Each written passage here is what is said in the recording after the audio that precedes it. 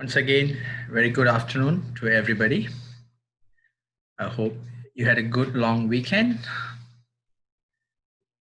My apologies that we had to cancel the session last Friday. I think it was only right for me to reschedule, not to have a class on the Labor Day. So I'm glad that some of you have come into the session today. I know it's a bit late. It's not in our usual session, but we will still have this session. For those of you who cannot make it for the session today, no worries. Whoever who have registered for this session, we have all your emails. So the recording of the session will be sent to each and one of you. So no worries about it at all.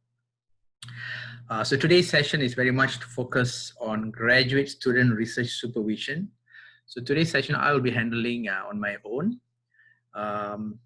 Ms. Ballance is around. She can still can be involved in our discussion at the end of the session today. I muted all your microphones, so if you have questions, you can put it in the chat, or you can ask me the questions at the end of the session, or even email me if you have more questions at a later stage. Please be informed this session is being recorded. Okay, so let's get into the session today. So before I start, just to let you know that we have already launched the master's program, the MBA program at UB. The program is already open for enrollment for the fall semester. So those of you who have friends or who have links that you think that they may be interested in this program, please feel free to get into our website. Details are in the website. Or you can just email to us at graduate@ub.edu.bs. So this is the first set of the MBA program that is out. So following this, you will see more of the other programs coming out one by one. So it's a good start for us. Okay, coming soon is also the high degree by research, although this program is still under review. So we're trying to get the review process complete before it starts going through the various approval process. So today's session that I'm presenting to you is very much related to this higher degree by research, or sometimes you call it a research degree. So this high degree by research can actually consist of at the master's level and also at the doctoral level. Master's by research, where the bulk of the total load is actually on research. So we'll discuss this further as I go through this session today. For that, I want to also put this up, not because I wanted to show you my portfolio or my CV here, but I think I've been getting a lot of emails lately asking how much of supervision I have done myself. So I thought it was good for me to put this up.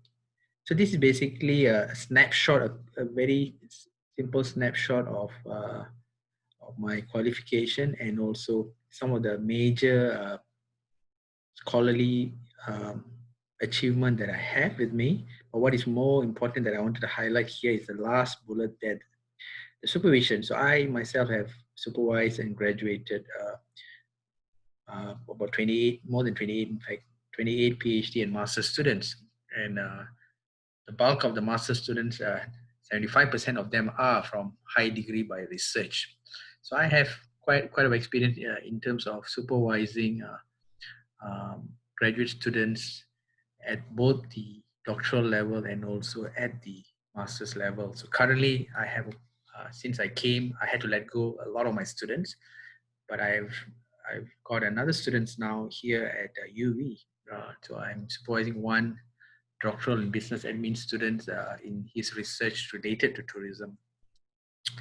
Okay, so what I'm going to cover for the next maybe 45 minutes is to look at the whole morale. Okay, we call it the morale curve when you are actually a graduate student. And as a supervisor, it is important for you to understand what the student go through.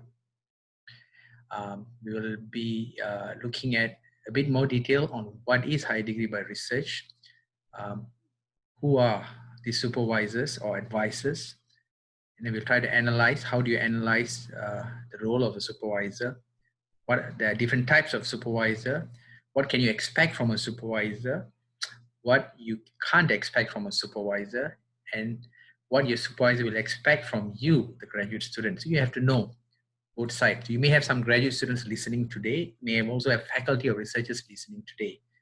What are the do's and don'ts and the golden rule for supervision? So a lot of resources that I've used for the session today, and some of these books are also available, especially the first two books there, The Good Supervisor and also The Successful Research Supervision. This is available in UB Library as well. And there's a lot more you can Google to find in the internet. So let's look at this diagram here. Today, there is something that is holding a lot of research graduate students back. If they want to enroll into a high degree by research, there is a fear for them to get into high degree by research. What happens is they never really come out of their shell, and they feel that if they do, there will be disapproval from their advisors and professors. They may have something in their mind what they want to do, but quite often they get sidetracked by what the supervisor expects or what the supervisor wants them to do. And this becomes a big challenge. If you look at this diagram quite accurately outlines what is the expectation of a research degree. What you know versus how much you know about it. Basically, it talks about the breadth of the knowledge versus the depth of the knowledge. An undergraduate level research requires little depth but wider breadth. Hence, very macro or surface level research is sufficient. At the master's degree level, you find the right balance between the depth and the breadth. But at the doctoral or PhD level, what you require is the depth of the research on something that you know nothing or little, or the micro. So when your undergraduate level is when you supervise the different levels of student, you need to understand this, because the expectation in carrying out independent research at the different level is not the same.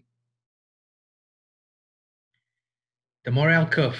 If you look at this very popular curve that was first introduced by Dr. Walt Menninger in 1930s, the morale of any individual goes through different stages, not just as a graduate student, but generally speaking. And you can apply this for graduate students as well.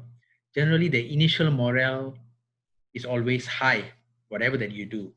Once realities of the task set in, morale drops down during the engagement period. Then the morale eventually returns to a higher level after you have accepted the realities, including the environment, the culture, the actual task of completing your assignment. So the acceptance stage. And then finally, the morale will very much dependent on whether you will complete the assignment with a positive or a negative morale. It's the same as what we are in now in this lockdown. We went through the same process in the morale, and now we have reached a point where we have accepted the fact working remotely is something that it's okay. It's not as bad as what we thought initially. And now when we think about, okay, we have to get back to face, we may find that a struggle now. So the morale curve is just like that. So this is exactly what happens when you are a graduate student that is focused on research. As faculty who will be supervising the students, you also need to be aware of this morale curve to manage the students' morale at the different stage of their studies. This is important in supervising a high degree by research. The most critical aspect of the high degree by research program that we are preparing to launch as well in UB is the research supervision. Supervising a graduate student can be both daunting and at the same time satisfying. Understanding the expectation of the supervisor, which is the faculty members, and the supervisee, which is the actual graduate student, is important before the supervisor and supervisee can collaborate in the research journey. So this session that I'm presenting today will very much will define the roles of the supervisor and supervisee, analyze the different types of supervisor and supervision. Okay, some of it may be related to you, some of it you are aware of. They are not all positive. There are also some negative aspect of it, so you need to be aware of both. what supervisees and supervisors can and cannot expect from each other, and what are the other aspects of successful graduate student research supervision. So if you look at high degree by research, what is this high degree by research or research degree for those of you who are not familiar with this? The focus of high degree by research is a uniquely supervised research project. This can be at the level of master's or even can be at the level of a doctoral. Okay, it can be a master's by research, MRes. It can be a master's by philosophy, MPhil. Okay, a PhD, or sometimes even a professional doctorate with research. So this is undertaken after, normally the high degree by research is undertaken after a graduate has completed a bachelor's degree, or sometimes even after a coursework for a master's degree.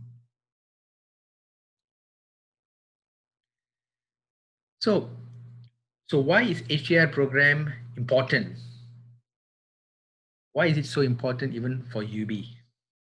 An HDR program will lead to a well-educated knowledge society and a highly trained professional workforce. An HDR program can contribute significantly to the research agenda of not only the university, but the nation and the region. It will directly contribute towards nation building. An HDR program will fill the gap between empirical evidences and analyzed data used for developing policies that are crucial for the growth of the nation. Hence, the aim is to move from policy-based evidence to evidence-based policies. That is one of the things that HDR program basically do. If you look at evidence-based policy, these are policy decisions that should be based on or informed by rigorously established objective evidence, which is what we are trying to push in this program. If you look at policy-based evidence making, this is a term that which refers to the commissioning of research in order to support a policy which has already been decided upon. So I'm not saying evidence-based policy is only the way forward. Yes, there are some situations where the policy-based evidence is important as well. But basically what it shows you that a program like the high degree by research will have a place in the country, especially when you're trying to develop a lot of the various sectors in the country that require research. So this program is something that we are truly want to work on. If you look at the United Nations university standard, which is set, this is widely used across the globe basically to differentiate the different types of master's degree and the credit hours expected. So if you look at the one I highlighted yellow, the bulk of the program will be on research, not on the thought. So more than 70%. So when I say more than 70%, you can also have 100% on research. There are universities that run 100% on just on research. So it differs from one place, one university to another, but the load basically is on research. Even at UB, our focus is to find a niche area that we want to have strength that this high degree by research can actually support. So the SIS, or the Small Island Sustainability, is certainly our niche area as it cuts across many disciplines, faculties, institutes, and center. So the program will also sit well in supporting the 3 pillars of sustainability, and also it will support the Sustainable Development Goals that is set by UNDP. So that is how high degree but it can be well positioned in this program. So now let's just look at in the topic itself, graduate research supervision. So if you look at research supervision, so what or who is a supervisor? Supervisor is someone, if you look at the general term, someone whose job is to look over your shoulder and make sure that you're doing the given task correctly and help you if you have a problem. So what do you mean by supervisor as far as graduate research is concerned? Research supervisors are generally a faculty member who is an expert in the field similar to the graduate student, to guide him or her in the whole process of developing, executing, writing, and defending their independent research project. It is called differently in different institutions of higher learning. Some places they call them supervisors, which is the most common that I've seen. Sometimes you call them an advisor, a tutor, a mentor. So it differs from one place to another. You may have supervisory committees, you can have an individual supervisor, you can have a joint supervisor, you may have a group of internal supervisors, external supervisors. You can also have supervisor that is coming from the industry. There's a joint between the academia and industry to supervise a graduate student. One of the most difficult things to do in supervising graduate students is evaluating their skills objectively. It is easy to observe rapport, set up the learning space, development of the lesson plan, review of data collected, and the students' interpretation and analysis of this, but much harder to quantify this. So if you look at Bloom's taxonomy, it's a good foundation for questioning supervisees. Bloom's taxonomy can be used for students in developing their lesson plan and questioning techniques. It can also be used to get students to do some self-reflection of their skills. As a supervisor, you can begin supervising by discussion with the students, telling you something that they feel went very well and something that they would like to improve for the next time. Supervisors can do this with the students first writing it down so that they can pause for reflections or even have a conversation with them. So the process of self-reflection is an important tool. By having this as a first step when you first meet your graduate student, it allows to break the ice with the student.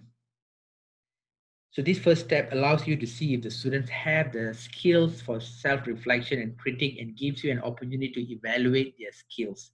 Based on the evaluation, then you can decide how much of assistance that the students require, what are the additional courses that the student needs to do, or maybe the student is good enough that he's able to be working independently.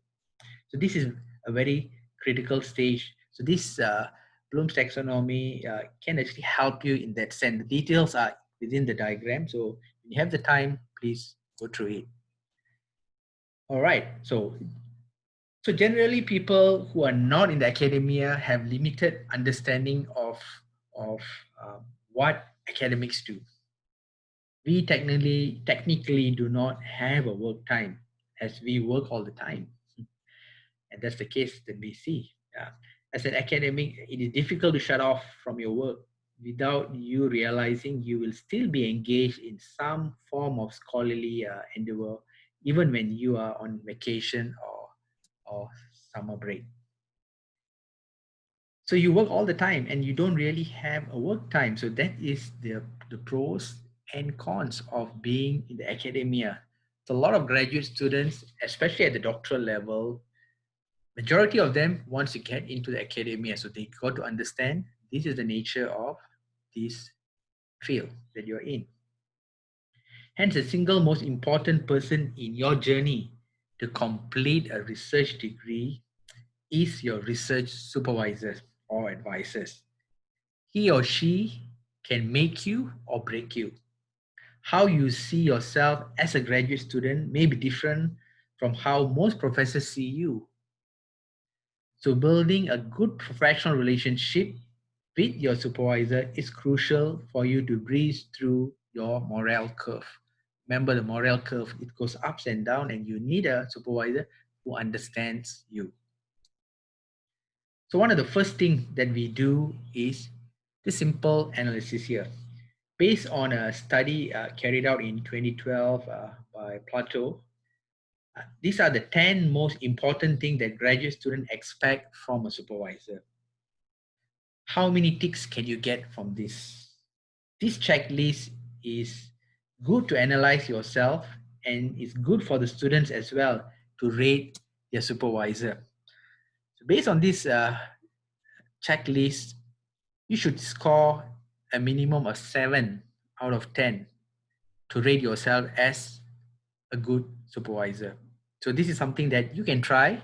I will give these slides to you, so no worries. You can try this out.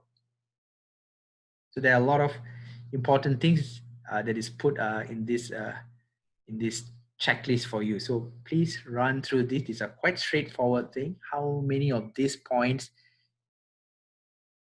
is relevant to you, or you're already doing it and you think that, okay, I am confident I should be a good supervisor because I can do all this. Next screen here basically talks you about expectation. What is the supervision expectation? Both sides, the supervisor's expectation and the student's expectation. So this is another good tool for you to think and to try out to see where do you stand. So use the same sets of questions here, that about 12 sets, I think 12 questions here that will actually tell you, that's evaluating you on a scale of 1 to 5. What is the role? What is the expectation from you as a supervisor, and what is expected from the student? So if you see here, this is the first 4 questions, and there's more question over here. It talks to you about different responsibilities that is expected from a graduate student. And then there's a few more here, 12. So once you've done this exercise, when you get the chance, when you at the end of this presentation, you have a chance to run through these slides, then you can do what you call a gap analysis. How far apart is your score versus the student's score? By subtracting the 2 figures that you get, if your number is high, that means you need to baseline the students, sit down with your student and talk through it, because the expectations seem different. You have a different expectation, the student have different expectation. If your gap is very low, meaning to say, okay, looks like both the student and the supervisor have the same understanding of what is expected from them. So this is a very good exercise that you should do whenever you get a student to supervise. So what are the different types of supervisors? Supervisors are humans at the end of the day. Okay, they're not machines. Okay, so you need to understand the supervisors. So you cannot get all supervisors to be the same. So let us now look at some of the different types of supervisor. You may be able to identify some of them who are like that. It can be you as well. Firstly, hostile, aggressive. They will crush all your ideas and make you feel like a fool.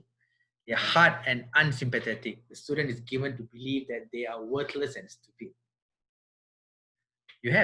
I'm sure any of us who have gone through our graduate studies, when at the master's level or the doctoral level, would have gone through this type of hostile and aggressive type of supervision. The complainer, who does nothing but moan about their troubles with their work. So they bring their problem to the student. They might even complain about your hairstyles. So this is another different type of supervisor that you may come across. The silencer, fail to respond to email and even ignore your question during meetings. So this is another problem that we see a lot happening, especially if the supervisor is bogged down with a lot of other things.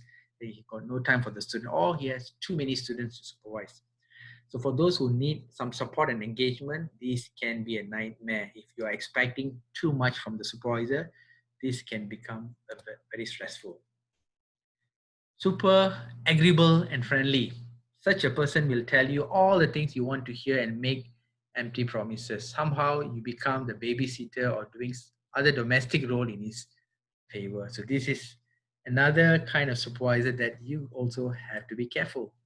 The critic tells you in painstaking details what is wrong with your work, but does not have any clue how to make it right.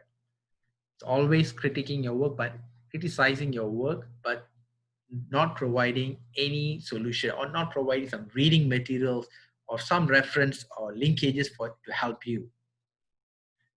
Cheap labor sends you in new direction, works every week and easily forgets about your thesis. You end up being used to do some other work. So a lot of the supervisors are also involved in a lot of research project and publication, consultancy work. And sometimes you may end up the graduate student may end up doing a lot of other things unrelated to their own field. So this is another thing that you've got to be wary of. So as a graduate student, what do you want to ask yourself? If you're a graduate student, there are certain questions that you want to ask yourself, especially when you talk about expectation. Graduate students want to know what they can expect from their supervisor. Firstly, they must be the expert in your subject area. So this is critical. When a student comes to you to carry out independent research with guidance from you, you are not an expert in that field, but you have sufficient expertise to guide them. Okay, there's no way you can be expert in every single field, but at least you have the breadth knowledge in the subject area to guide the student. Okay, so this is critical. Your supervisor will be an expert in the academic field. They will have recognized experience researching. Okay, this can be seen from the kind of work that they have done in their publication, their research project, consultancy, their professional affiliation. That will actually tell you. So that's why having a good website with the profile of the faculty is very important as well. This is something that we are also trying to push now to ensure that we have a very strong profile of faculty that is put in the website. They may even have supervised other students. So this is also important. So if you have a supervisor that's experienced supervising students in the past and have actually graduated them timely, that's important. You may also have a supervisor that have so many students, but they do not graduate on time. That is also a problem. Okay. So what your supervisor won't be is an expert in the topic, as I've said. So they cannot be an expert in the topic. They may or they may not, but they can be an expert in that subject area. They should conduct regular supervisory meeting. This is important because in an independent research project, if you do not have checkpoint for the student is just going to go wandering and lost after a while. You may expect your supervisor to set regular one-to-one. If you have a group of you being supervised, it can be a group supervision, but you must have your one-to-one as well with the supervisor. How regular you meet is very dependent on your supervisor. And you don't have to be face-to-face. It can be through Zoom, it can be through email. There's a lot of technologies now. So students that is being supervised can be from any parts of the world because you have quite good technology support now. What more do they expect? They give feedback on work in progress timely. Okay, so the whole feedback that you provide the student is an ongoing formal assessment. Of course, in the early stage, the supervisor have to give a lot more feedback to ensure that the student is moving in the right track, whether you're at the PhD level or at the graduate level. You can expect your supervisor to review each piece of work progress at least once to offer feedback. But as you progress, that feedback will become lesser and lesser because they have to provide you with sufficient input in the first few drafts as you progress through your study. They offer mediation and representation. Your supervisor will be your most frequent point. When you have any challenges as a graduate student, your main contact is going to be your supervisor, and they are the one going to represent you in the university. They are the one going to fight for you. So it is critical for you to ensure that you have a good professional relationship with your supervisor. But there are things that you cannot expect from a supervisor. As I've said, supervisors are also human. So graduate students cannot expect some of the following things that I'm going to show you now. Firstly, being taught or spoon-fed.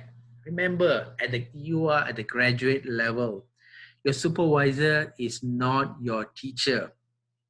If you're a PhD student, this is not a taught degree, not just PhD, any higher degree by research or research degree, even at the master's level, it is not a taught program. You are not there to learn your thesis from your supervisor. You are there to research it yourself. Okay, the role of the supervisor is just to facilitate the process. At the end of the whole research, especially if you're doing a PhD, let's say after 3 years or 4 years of doing your PhD, if your supervisor seem to know more than you on your topic, then you fail. Because at the end of your studies, you are the expert, not your supervisor. So this is very important. So you have to be responsible for your thesis. One of the most vital criteria for a PhD or for any high degree by research is that the work is entirely their own. They won't be able to do is supervisors will not be able to come up with a thesis for you or even give you a topic. They can guide you. They will always throw the thing to the student. You do your research and you tell me why this title is suitable and you defend. The research you eventually present must be your own. This is important. But supervisors will also expect a lot of things from you. What do they expect from you as a graduate student? Number one, communication. So this is the flip side of losing touch with your supervisor. When you, as a graduate student, do not communicate, you disappear. And there's no communication. Why? Because you have your own set of problems and there's not much progress. Because there's not much progress, you do not want to communicate with your supervisor. Number two, turning up unannounced at your supervisor's house to discuss your work, or even anywhere, okay, unannounced, without any appointment. Do not do that. Okay, must understand supervisors are also busy people. It's not just supervision, they are a scholar, so they are busy with a lot of things including their teaching. So you always set appointment and you do not crash the office. So what I'm presenting you is not just for the graduate student, for supervisors to also to understand, to inculcate this when they are supervising students. Deadlines. Meeting deadline is crucial. It's always good to set timeline of your projects right at the beginning. The timeline can change accordingly, but it's important to have this deadline to guide you. Frequently missing the deadlines can also put a strain on your relationship with your supervisor. Okay, if you have certain deadline that is set, please abide by it. Your supervisors may find it frustrating to work with someone whose project management is so unreliable. Okay, if you think that the deadline is difficult to meet, let them know. Simple as that. Don't disappear without notifying your supervisor. Be professional. As I've said, supervisor is a human too. They need friends. You may end up forming a genuine friendship with your supervisor. A lot of us, those of you who have gone through your graduate studies, even up to today, you have a very good relationship with your supervisor. That depends again.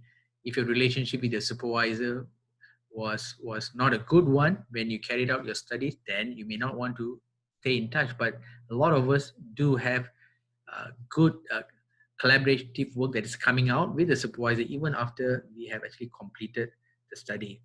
So whatever your situation, by you can't go wrong by treating the relationship as a professional. So this is important for you to always remember. So some of the responsibilities between the graduate student and supervisors can overlap. So if you look at this diagram here, it gives you a good snapshot. It's not an exhaustive list here, but it gives you quite a good guide. What are the things that supervisors able to guide you or help you, which is part of their responsibility, and what is a responsibility of the student, and what are the things that both the student and the supervisor needs to always adhere to, like communication, discussing their responsibilities and expectation, preparing a research plan. They should work jointly in getting a plan. Both must be well informed about the policies that is in place for the university and be aware of services or resources available. Okay, so if you look at do's and don'ts here, so this is another table that actually allows you to help you to actually understand what are the things that you need to be aware of and should be doing, and what are the things that you should never be doing. First one here, remember that a PhD is an organic process.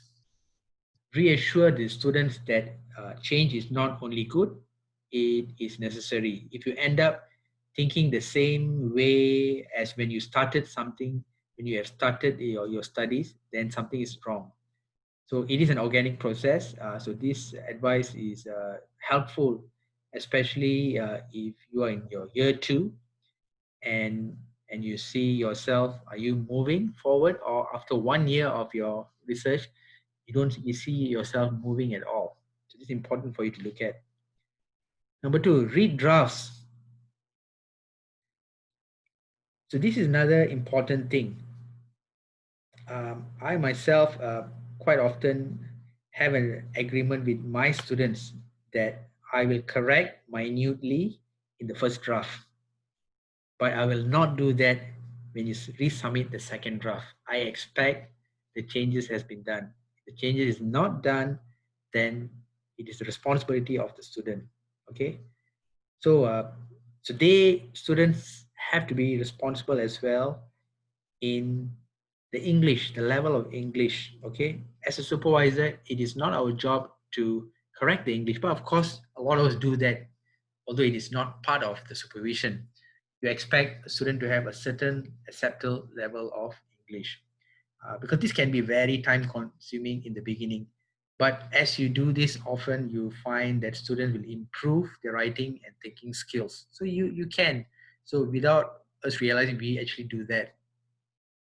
Have a clear understanding about what tutorials are for, and recognize that the students need uh, change or the help that is needed.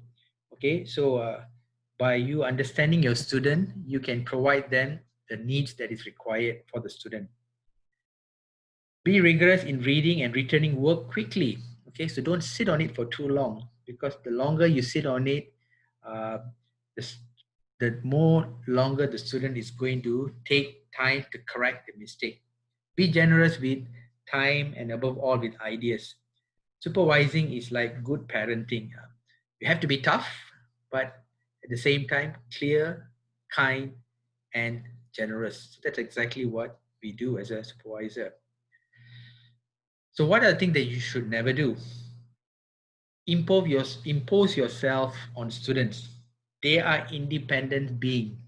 They are not your clones. So do not expect them to only do a research project that you are interested in and try to sidetrack them to follow the area that you want them to focus on and not in the area that they are actually interested on. You have a responsibility to guide them accordingly if you find that their ideas are not to the level that is expected at the graduate level. Skim through a chapter and hand it back without any comments. So this is another problem that you face. You have no time, you just skim through, you flip through, and you give back to the student without actually reading their work. So this is another thing that you should avoid. If you think you need more time, tell the student, okay, you're busy this week, so you're going to take 2 weeks to complete this. Tell them in advance. Never neglect to send a page or two summarizing the advice that you have given after a tutorial. So once you have guided the student, always put a summary. So I have the habit of, whenever I talk to my student, at the end of the student, I will send him or her an email.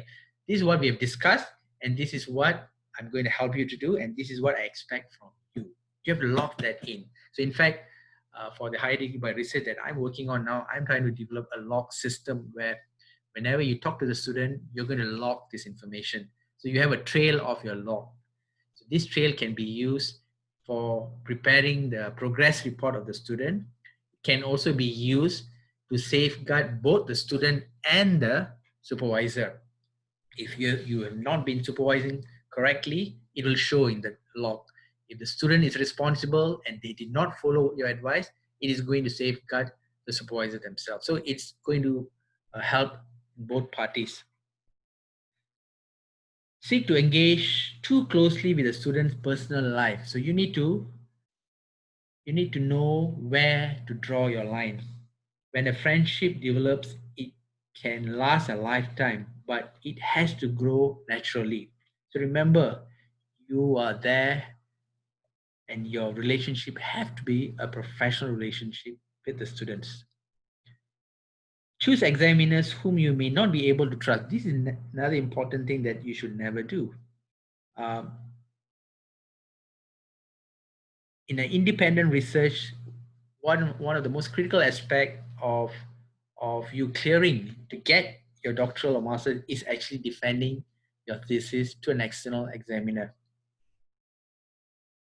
So you have a choice. So normally in most universities, the supervisor has the choice to recommend a few examiners. So you got to ensure that you choose an examiner, not to ensure that the student will pass, but to ensure that you choose an examiner that is going to be unbiased and is going to judge the student's work correctly. And you don't want to have a situation where you know very well there are examiners who are very critical and may not be relevant for this particular student. Then you got to avoid them. So you got to be very careful on the kind of supervisors that you actually choose. A few more slides before we end. Golden rules for graduate student supervision. Okay, firstly, for the supervisor, just to sum up here. Firstly, get to know your graduate student as a person. It's important. You don't want a graduate student who is so fearful of their supervisor. Because remember, they always say, especially in a PhD program, it is a long and lonely road, because you may be the only one doing something on this field, and you sometimes find very depressing. And if you find you cannot relate or cannot talk to your supervisor, then you have a problem. Discuss mutual expectation. So this is important, right? From the first session, this expectation got to be discussed and agreed upon. Make a project plan together. Okay, it's not just a student do. Let the student do, come back to you, and let's agree upon the plan. Separate responsibilities for the project. Okay, what are the areas that you think the supervisor is going to help you, and what are the areas that it is very much the student's job? Okay, evaluate project plan as well as supervision on a regular basis, and this plan may change due to certain situation befalling the student or even the supervisor, so it can change accordingly. Be available and also reliable. Know that support needs may shift. Okay, right at the beginning they need a lot of support, but it is going to shift as you move on the moral curve. It may shift accordingly. Organize or stimulate peer support for the candidate. Okay, if you have another faculty member that you know that can help on certain aspect of the studies, let's say you're doing some uh, uh, analysis that you're not strong in certain quantitative analysis. Let's say you're doing a structured equation modeling or the PLS. You have some basic understanding, but you know a particular faculty who is much stronger. Give them the link for this student. Okay, share and open up your network. Okay, you have an extensive network that can help you from the industry to the academia. Share supervision experience with other supervisors. This is another good thing. As a supervisor, it is always good to share and discuss the supervision issue that you face with other supervisors, because the learnings that you get from one another is great. And then for supervisees, the students, you remember, as a student, you are the number one stakeholder in the project. So you need to captain your ship, not the supervisor. The supervisor is just facilitating you. So you need to know what you're speaking on. You need to defend why you're doing a certain approach. Discuss mutual expectation. Okay. It's the same with the supervisor just now. Get an overview and make a project plan with your supervisor. So it's the same. Manage your time well. Okay. Your timeline. Because when you carry out an independent research, you can decide to do something today, or you can decide not to do anything. It's not an exam. It is not an exam where you go to study and sit for the exam. So you can take 3 years to complete a PhD, you can take 5 years, you can take 10 years. So it depends on you. So you've got to manage your time. Work hard and play hard. So find the right balance. Ask for what you need and address it if you don't get it. If you think you need help from the supervisor on a certain area, ask for it. And if you think the supervisor cannot provide that help, then you need to find ways to address that gap. Make use of all available sources of support, including the support that you get from the library, which is critical. You will be amazed the kind of support that you can actually get from the library, and very few graduate students go to the library to seek for assistance. Actually, the library is one of the most important point in a graduate student's life cycle when they carry out a high degree by research. Organize peer support among the students. Okay, you may not be the only high degree by research student. You may have more students on different fields. So it's good to have the peer support. If you do not have the peer support, it can be a lonely journey for the students. So it's good to have a group of students working on different types of projects, even different field, different discipline, doesn't matter. It's always good to have this peer support. Invest in your future. Build your network, expand activities and skills. So as a graduate student, you have to be prepared to build your network. It's not just from your dealing with the supervisor, but you got to find ways to expand all the scholarly activities and skills that you can gain in your period as a graduate student. Remember, as a graduate student, you are here because you are smart in the first place. So you certainly can do it. So don't get intimidated if the supervision or the supervisor becomes difficult to handle. Further, supervisors should be identified in a timely fashion. So this is important as well. There are some universities where student is not able to find a good supervisor and they are already in the second semester and third semester and they're going on, and that becomes a big problem. So it is very critical to identify right from the first semester itself. Supervisory committee or equivalent should also be established early. It's always good to have more than one supervisor. A supervisory committee of not, I think at least minimum 2%, but not too many as well, because when you have too many supervisors, you may get confused as a student because every supervisor may have their own way of supervising you and you may be pulled to different directions sometimes. So it's very important to identify a supervisor who's very strong in the statistics, who can help you in your stat. You may have someone who's very strong in the industry connection. So you can have supervisor that's strong on different areas to guide you. Student-supervisor relationship should be professional. So I mentioned to you this many times. I keep highlighting this because this is critical. Intellectual debate and challenge should be encouraged. Okay, it is not all about what the supervisor thinks. It's right. So how you defend. As a student, you are reading more than the supervisor on your topic. So you should be knowing more and helping the supervisor to understand why you say this. You can even give the article to the supervisor, say, this is the article that I have read and this is what it says. Okay, supervisors should be good mentors who can facilitate you, not just dictate. It's not dictating, but mentoring. Issues of IP, intellectual property and authorship should be made clear. So this is another problem that you face a lot with graduate students. Whose name should be in the publication, whose name comes first, whose name comes second, should the supervisor's name be involved in the first place? So what is the understanding? You should clear this from day one with the supervisor, and how are you going to work on it? So normally in most publication, the student names always come first.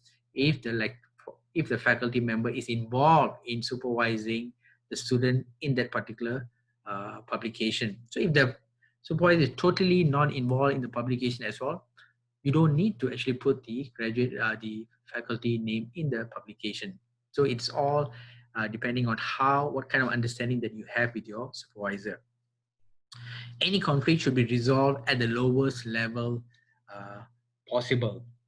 So from time to time, you may have conflicts emerging between the supervisor and the student, and you got to find ways to resolve it at the lowest level and not progress it to any higher level. where possible. Of course, there are sometimes things that is beyond your control. Continuity is important in graduate supervision. The relationship between the student and supervisor is often critical because the students who are successful will continue to build the collaboration that they have with the supervisors. So it is not going to end after the supervisor have graduated the student. Even up to today, I still work with a lot of my graduate students all over the world. I still work on joint projects. I still work on joint publication. So there will be continuity in your relationship with the student. Uh, Alternative supervision should also be made available if there is a big problem between you and your supervisor. So this is also not to say uncommon. Okay, you have situation where both the supervisor and supervisee cannot see eye to eye. Okay, you have a problem. Especially in my own experience, I had this experience before, working with students who are matured students who are very much older to you, and students who have been, especially students who have been in the industry long enough, but who lack the academic background. These students can be very difficult to manage because they always think that they know more than the supervisor, and that can become a big problem if you do not handle the supervision properly. So, to conclude, so remember, you can only give advice as a supervisor. The work is finally theirs. So all the logging mechanism when you supervise is important. Why? Because a failure of a graduate student sometimes can also be seen as a failure of the supervision if you do not have a good mechanism to back up why the student failed. If the student failed because of poor supervision, then you will be held responsible. So set ground rules from day one. Okay, from the time you start supervising a student, you got to tell, okay, if the student come to you to say, okay, I have this idea and I would like to nominate you as my supervisor. So you got to say, okay, I'm interested in your field, but in order for me to supervise you, these are the ground rules. Okay, this is what I expect. If you think that you can abide by these ground rules, then I will be keen to work with you. So you got to set certain expectation that you want from the students from day one. All right, so that's a quick snapshot of supervision for research degrees, and this supervision will very much be important if you are a higher degree by research student. If you are a thought graduate student, meaning to say you are taking a master's program where the bulk of it is on thought program, you may also still have research project with supervision. So a lot of things that I've said here can also apply to thought graduate program with a small component of research in it that needs supervision. But it is more critical for students who are focus at least 70% of their load on research and independent research. So they are spending a lot of time, their research, they're spending a lot of time on their own, they're spending a lot of time with you as their supervisor to guide them. So this will be very important for those students. Okay, so is there any questions? Let me see. Is there anything that is appearing in the chat? Nope. Okay, is there any question from anybody? You can raise your hand directly and I can answer you. Miss Ballance is also, let me see. Yep, she's also online. So if you have a question, you can raise your hand. Okay, I have George Odimbo here. Let me, all right. Can you click unmute? I've already unmuted you. Okay. Yes, Josh. Thank you very much, Dr. David. That's a very illuminating presentation on graduate supervision. Yep. Just have a comment and another question. Comment is that the extent of involvement of the supervisor I believe depends on the level of study. For example, for undergraduate students, the Yes. supervisor is much more involved in the project, and in fact, sometimes can even come up with a topic because the student is still at that very level where they don't understand research very well. Yes, exactly. And progressively, as they go through masters, when they become a little more mature, and then at PhD level, now the student takes charge, because then when they graduate, they are authorities in their field. So I Yes. agree with what you said, that the supervisor is just offering direction and guideline. Yep. But having said that, now the question is, I mean, you did mention that small island sustainability Yeah. research Yeah. is our need as a university. Yeah. I'm just wondering if the university has plans to initiate graduate programs, and if so, when will this be implemented? Because this has Yeah. been talked about for some time now, and I'm not Yep. sure what's going Yep. on. Okay, Thank there you. are, yep, you're right. So we've talked about this for a while.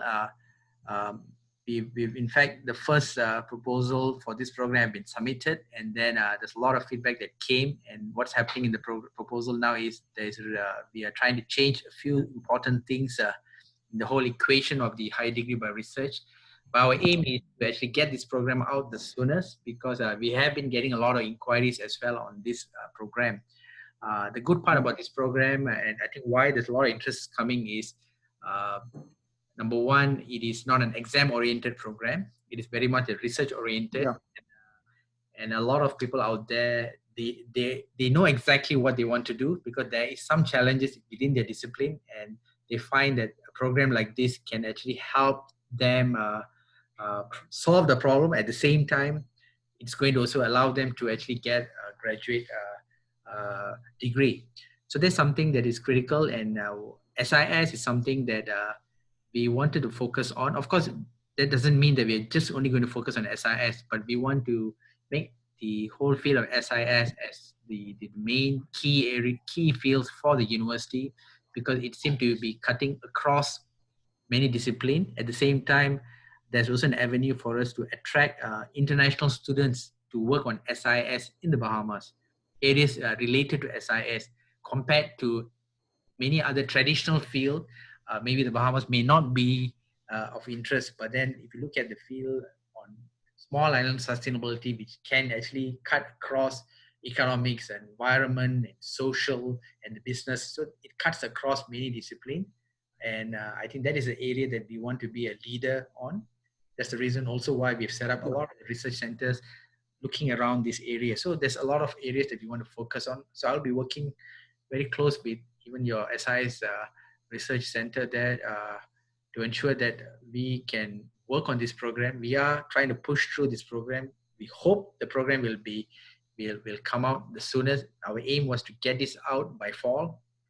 We are still trying to push through, and with the current remote working, it's a challenge, but we are trying to still push through this. Thank you, Josh.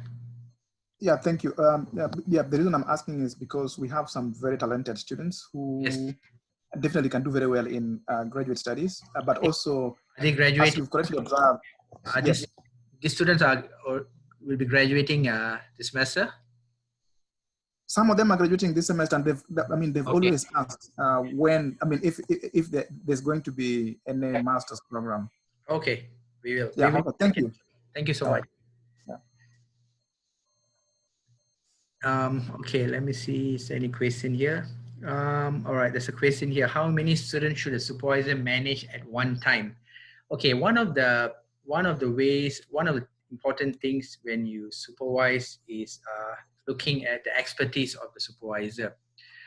You may have a situation where they are qualified in terms of the qualification, but they have never supervised a graduate student before. And why? There was no opportunity. So sometimes because there is no opportunity to supervise graduate students, they did not have a chance to supervise graduate student. In many universities that I know of, the process that is put in place is, if you have never supervised a graduate student before, you cannot become a lead supervisor until the first student graduates. So what it means is you become the second supervisor, the co-supervisor, and the lead can be from someone who have supervised before. Okay, you can also be shadowing an external supervisor, an experienced supervisor, until the period when these students is graduated. So once the student have graduated, then it's like your license. Okay, I've got a license now to supervise. Then you can increase. So in many universities, they do not allow, once you have completed the first student, then you can take in more than 3 students. It goes according to experience, goes up to 3, 5. I know even supervisors go up to 10 students and more. So it depends on your experience. So I can't say that you can only supervise one student. Sometimes if you're a co-supervisor in a few projects, but then you have a very experienced lead supervisor who's guiding you, then you can. It goes case to case. But the rule of thumb basically is, if you have never supervised a graduate student before, it is not a good idea to take a lot of students with you until you're familiar on how to supervise them. There's another question here. How do students qualify to register in the program? What are the entry requirements? Okay. Normally for we are still working on this currently for the program, but for high degree by research, your first degree is critical.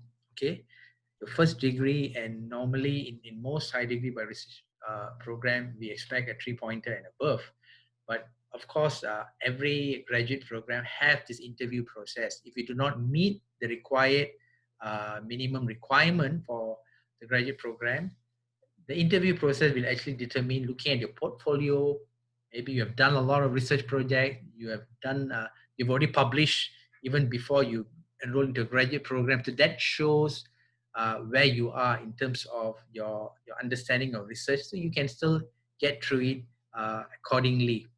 So, so the entry requirement will be a very base level, where the level of English and your first degree is critical, and then it looks at your own experience.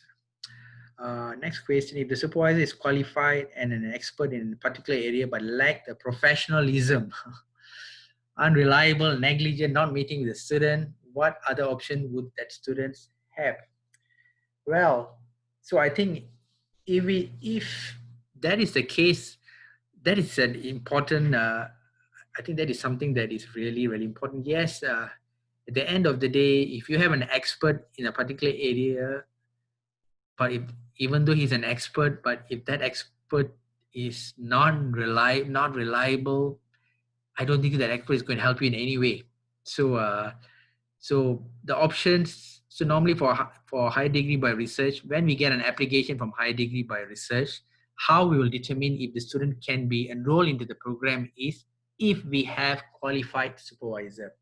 If we do not have a qualified supervisor, then the application will be turned down. So not every student that apply for high degree by research will get into the program, because it all depends on our capacity.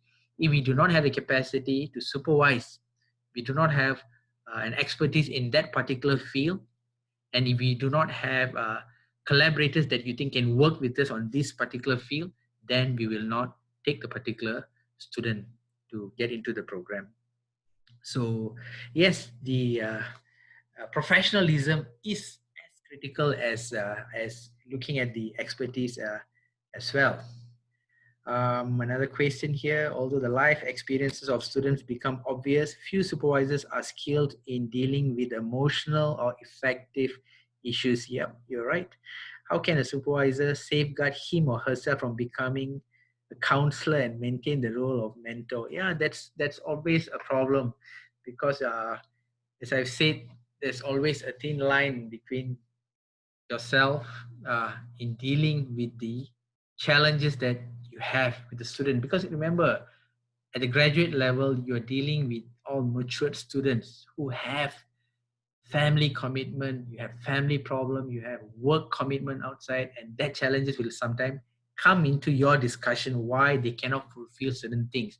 So you have to be careful. At the same time, uh, uh, be mindful of how you manage the emotional, because as I've said, when I talk to you about the morale curve, this morale curve is very critical, because students go through the different stages when they're doing their research, and you got to be conscious of that and where they are and what are they going through. You may have a student having big challenges because they have kids at home, they have younger kids at home, at the same time managing the household, managing their work and managing their studies. So you've got to be cautious of that. You may have students who have financial challenges as well. So it is always critical for you to to have an understanding of where the students are, and find if you need help as well. I mean, there are counselors within the universities. If a supervisor realize that, okay, this student needs more than mentoring, I think he or she needs help, he needs some help from a counselor, they can be referred to a counselor who can actually help these students. Next question, will you require or encourage students who have been out of school for a long time to have a library session? Things have changed so much. Yes, of course. I think one of the things that we're going to build in this program is, especially for new students, as part of the orientation, is the library session. Because for graduate students, how do you utilize the library? How do you utilize the online databases is so important. The physical books may not be as important, but there's a lot of library resources, library support that most students are not aware, even at the undergraduate level. There's a lot of things that you get access to the library. So library is not just a place where the books are stored. It's more than that. So the personnel in the library can actually provide you the help that you need. A lot of my research work very much it's reliant on the support that I get from library support. So it's important for the students to actually go through this library orientation session. They need to be aware what's in the library, what support is there, what are the resources there, what are the applications there, who are who are who are the library personnel that can directly help them to get source for the publication that they require. If the publication is not available, how can they get access uh, through the library loan system? So there's a lot of mechanism to actually help. So library is an important part of the life of a higher degree by research student. Another question here, though the research process is an organic one, are there institutional benchmarks, milestone to which supervisor must adhere, especially regarding research timeline? Yes, there are. For high degree by research, there is, in many universities, they have set certain timelines. Uh, when you say graduate on time, so you have, if it's a most high degree by research program at the master's level, can be between 12 to 18 months when you consider as graduate on time. And for a PhD program, it can be 36 months is on time. Anything more than that, okay, then you know there's a problem appearing. If you take significantly longer than expected, then there's a problem. There's some problem that is being highlighted here that the organization, the institution have to actually look at. So most institutions will try to ensure that they hit a certain benchmark to ensure that the student actually graduate on time, because sometimes the challenge can be the supervisor and sometimes the challenge can actually be the student themselves. So we need to be cautious of that. What will be the criteria for selecting alternatives? Will consideration be given to external faculty expert from other institutions? Alternates here. So what it basically means here is the first preference will always be given to the local supervisors. Okay, so because your first supervisor will always come from the institution that you are in, which is UB, and then the support supervisors will actually can come from anywhere else. But if you have a problem with the first supervisor and you've gone through all the process and things did not work out, then you have to go through the process of requesting to find an alternate supervisor given the reason. So there is a process involved in trying to go through this whole process, because at the same time, it should not be seen as an opportunity for the student to just replace the supervisor because they cannot perform, the student cannot perform. So it has to be done tactfully in trying to find an alternative supervisor. And sometimes you can be in a situation where the supervisor is in a situation where he or she cannot supervise because he's involved in a major project and he's sidetracked with it, or he has some major health commitment or family commitment that's impacting the supervision halfway through. Maybe in the beginning it was fine, but halfway through he or she has a problem. So in that point, the student can actually request that I need to find an alternate supervisor because it is slowing down my work, and these are the reason. And you have locked down all the challenges. That's the reason why I say logging your discussion with the supervisor is important. If you do not have a proper login, it becomes a difficulty for both the supervisor and the supervisee. Okay, so if you have a proper log system that is put in place, then you can safeguard both yourself, even as a graduate student and as a supervisor. Any more comments, remark? Miss Ballance, you want to add? You want to add anything? Let me unmute you.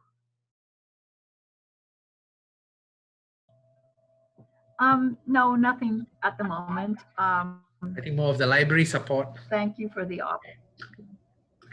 Yes, the library support. I could say I have taken on the role of the liaison to graduate studies to assist with making sure some of the support systems are in place, books, and make sure push for more journals and more databases. Yes. But again, the subject specialty would fall to the specialist librarian.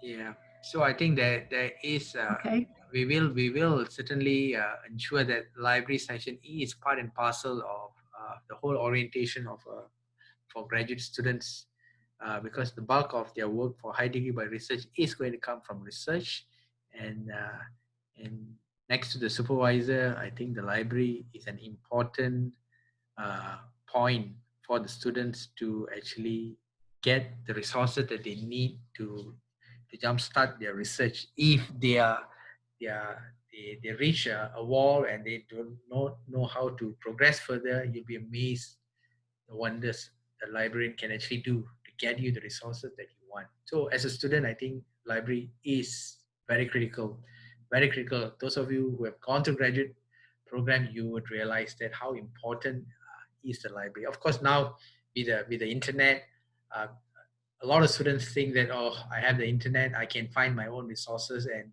they go on their own. But I think there's a lot of resources that you can actually get from the library. Okay, so we have taken more than the time today. So thank you for this session. We will have our next session on Friday that is going to be focusing on APA and Mendeley, which Ms. Ballance is going to be doing. This is also another very important. Tomorrow. I beg your pardon. Sorry to interrupt. It's tomorrow. Sorry, not Friday. It's tomorrow. Yes. Yep. This is a today's session is a replacement session. It's tomorrow. So you're going to have a back-to-back session because today's session is very much a replacement for last Friday. So tomorrow's session, at 12:30 is going to be focused on APA and Mendeley. So please dial in because it is another important session on how do you manage your resources more efficiently for all your publication. Okay, before I end, let me see, there's one more message that came in. I also have a new role in information literacy, instruction, and outreach. Yes, that is another important role that I hope is going to help the graduate students. So, so we will work with you, Catherine, as we work on this program once the program is coming out. So certainly orientating this graduate student is very critical for us. So we hope to work with the wider community to ensure that we roll out a good program. All right then, so until we see you tomorrow, take care, stay safe, bye-bye.